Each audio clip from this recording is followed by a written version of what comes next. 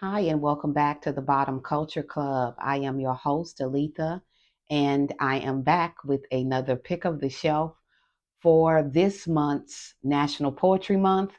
We are reading a poem by Gwendolyn Brooks, The Legend.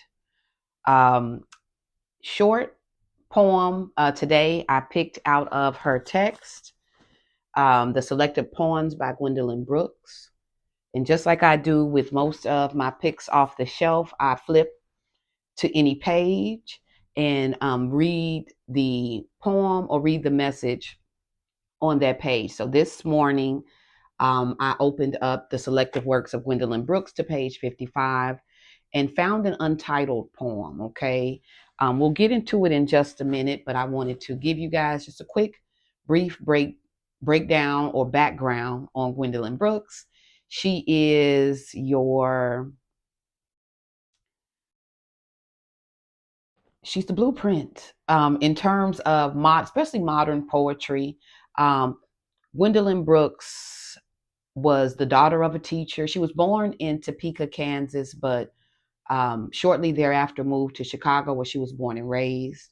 Gwendolyn Brooks represents a particular historical timeline in literature called the realism, modernism, and naturalism.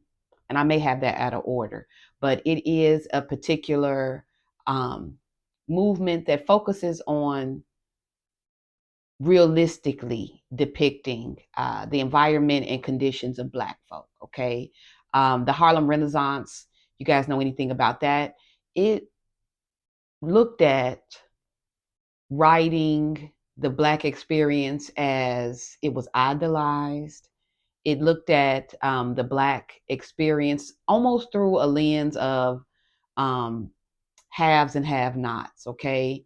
The naturalism, realism, and modernism movement that Gwendolyn Brooks is coming out of, it gives the good, the bad, and the ugly, okay? And she uses language so beautifully in order to paint these pictures. So beautiful language to paint what wasn't always, you know, a beautiful reality. She really um, used her poetry, she used her vocabulary, her education, her use of structure, meter, and form. She used it very intentionally to depict and tell the stories, the real stories of African American life. Okay, so pulling a really quick excerpt from her autobiography, um, I wanted to share a quick quote with you. Gwendolyn Brooks says, "My aim in my next future is to write poems that will somehow successfully call all Black people in taverns, Black people in alleys, Black people in gutters, schools, offices, factories, prisons, the consulate. I wish to reach Black people in pulpits, Black people in mines, on farms, on thrones, not always to teach. I shall wish often to entertain, to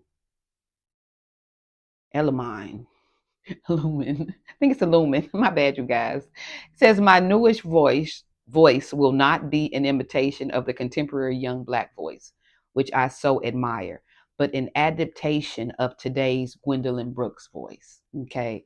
Really, really important distinction she made here. She's not looking to um, pattern herself after, to imitate any of the voices that came before, even though she had really high regards, of the poets who came before her, especially, the poets Phillis Wheatley.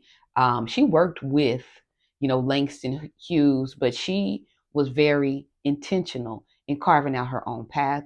She was very intentional in who her work was speaking to, and she was very intentional in depicting the realness, of Black life. Okay.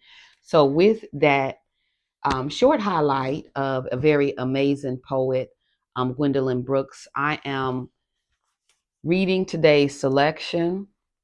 It comes from the selective works of Gwendolyn Brooks, a section called The Womanhood. And this is book 2 in The Womanhood. Okay. It says, life for my child is simple and is good. He knows his wish. Yes, but that is not all, because I know mine too. And we both want joy of undeep and unabiding things, like kicking over a chair or throwing blocks out of a window, or tipping over an icebox pan, or snatching down curtains, or fingering an electric outlet, or a journey, or a friend, or an illegal kiss. No, there is more to it than that. It is that he has never been afraid. Rather, he reaches out, and lo, the chair falls with a beautiful crash, and the blocks fall down on people's heads, and the water comes slooshing sloppily across the floor, and so forth. Not that success for him is sure infallible, but never has he been afraid to reach. His lesions are legion, but reaching is his rule. Okay. Short and sweet, but it said a whole lot. Just like most of the work of Gwendolyn Brooks. Very succinct, very clear, very structured, intentional format, but the language, the vocabulary, um, just the magic of Gwendolyn Brooks. Um, she creates masterpieces. Okay, so I hope you enjoyed the particular poem. It is from the selected works of Gwendolyn Brooks. It is from book 2 of The Womanhood. So if you're interested in that, or reading anything else from Gwendolyn Brooks, go ahead and drop me a comment. Let me know your favorite Gwendolyn Brooks poem. Comment, share, subscribe to the YouTube channel, and I will be back every day this April with another pick of the shelf where we highlight a poem and poet for National Poetry Month. Okay, I'll see you again soon.